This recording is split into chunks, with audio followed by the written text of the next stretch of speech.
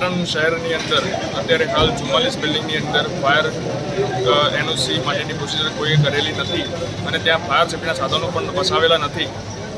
તો આની અંદર અત્યારે હાલ ગાંધીનગર ખાતેથી આવેલી નોટિસ 1/6/2024થી આપવામાં આવેલી હતી.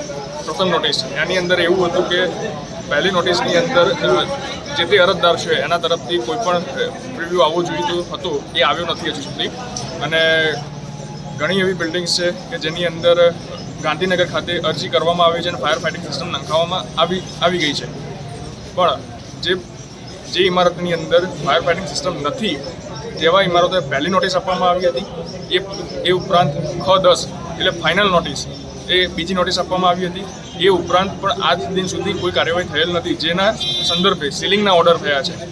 સીલિંગના ઓર્ડરની અંદર પહેલી તકે અત્યારે હાલે આપણે સિદ્ધપુર રોડ ઉપર આવેલું ગેલોક્સ કોમ્પ્લેક્સ છે તેને આપણે સીલ મારવાની કામગીરી હાથ ધરી રહ્યા છીએ.